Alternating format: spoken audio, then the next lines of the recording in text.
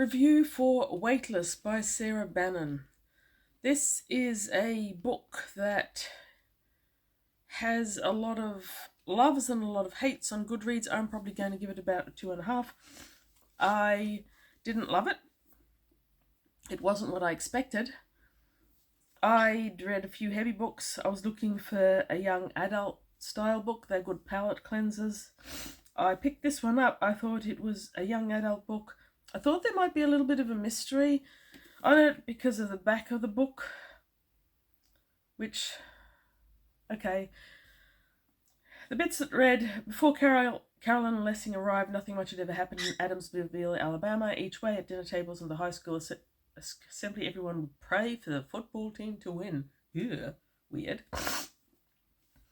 All that the new girl's social media revealed, where she'd moved from, there were no relationship status, and there were photographs. She seemed beautiful, but in real life she was so much more. She was perfect. This was all before the camera crews arrived, before cracks began to appear in the dry earth, and before it became impossible to see where rumour ended and truth began. Publishers and people who write back covers of books have got a lot to be responsible for. Okay, this is a high school book and it is set in America. There's nothing mysterious about it. Go away right now if you don't like spoilers. If you think you're going to read this book, this is going to be a very spoiler-heavy review. And first spoiler comes now. This is basically a book about how one fairly ordinary, quite nice girl gets bullied to death by a few really nasty pieces of work. And how the school seems to think it's okay. Both the people in the school and the people running the school. So, first of all, I hate that I didn't enjoy this book. 2.5 stars out of Goodreads is probably how I'd rate it. I did finish it, but I had to skim read to do that. Other people who've reviewed it either love it or hate it. There's a lot of do not finishes out there. There's a lot of people who absolutely adored it. I want to like this. I think that bullying is one of the most horrific things on the planet, whether in school or in the workplace. It's perhaps a little bit worse in schools.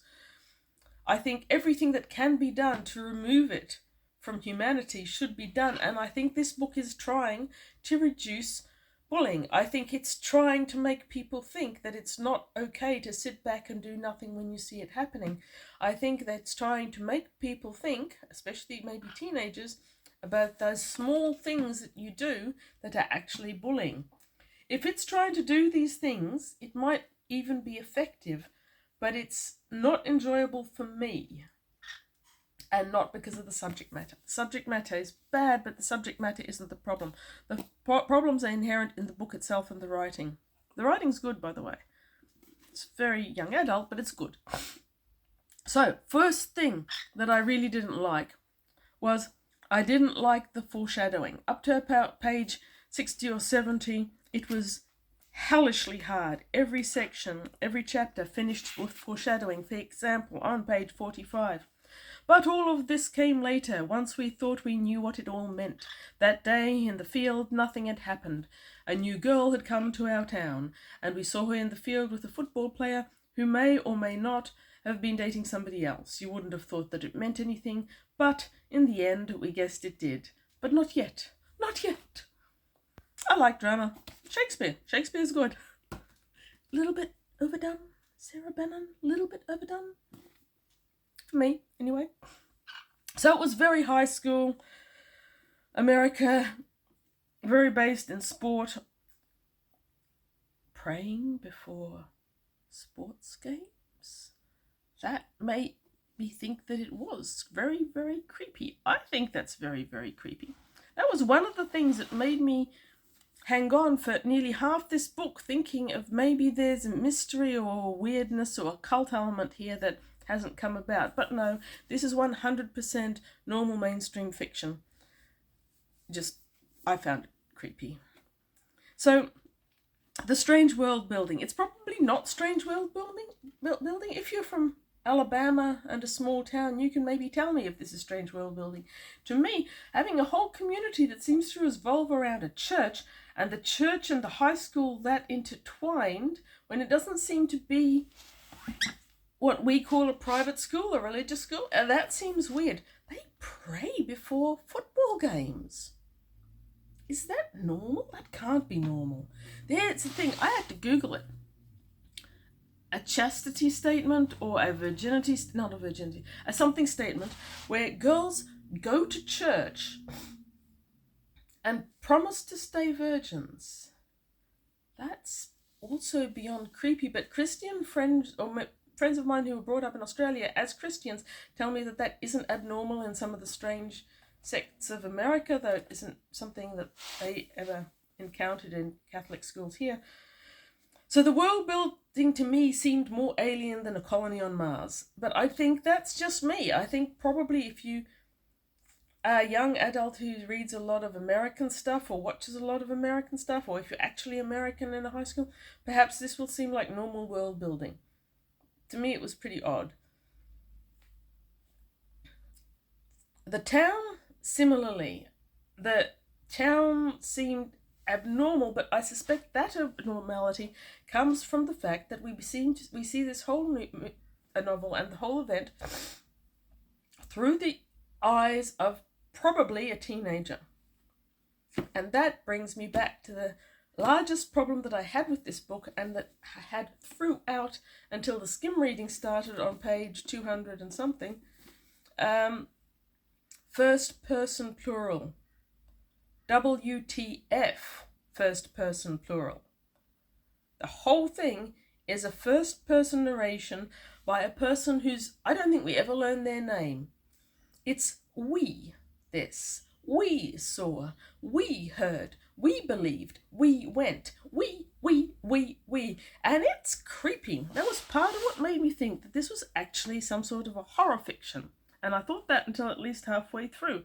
Because we is apparently a collective of 4 girls. One of them might be called Lauren. Anyway, she has a car. There's another one who's called Jessica.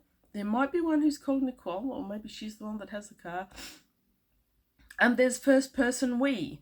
And anything that happens in this book is from we. And it's these 4 girls. It's beyond creepy. Now, I too was once, many years ago, a teenage girl. I know that teenage girls form little cliques with their own little social structure and their own belief system, and that they normalize thoughts and behavior within it that are completely and utterly encapsulated. I guess that's what this was trying to go for. It's weird, but it's part of the social high school structure and the world building. Anyway, these are the things that made this book difficult for me to read. But around about halfway through, around about page 229, I had to sit down and think to myself, if I wanted to read 343 pages that basically by now were just different ways of this poor Carolyn girl being tortured, humiliated and abused. And I didn't, so skim reading started there. It's... there's a lot of weird about it.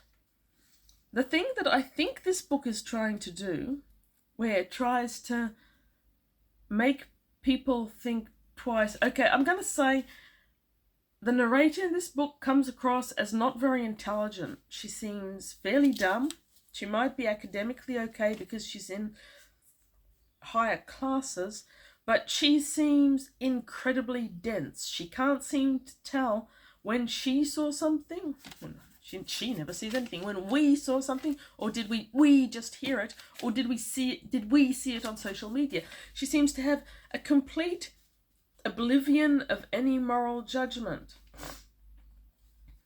So I think what it's trying to do, this novel, is explain to people that small things that they do, which may not seem terribly malign at the time, can have a huge impact.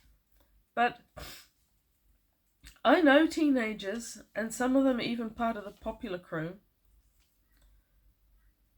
There was one particular bit where maybe we shouldn't have stolen her bag, taken it elsewhere, gone through the contents, photographed what was in there, and posted it to social media.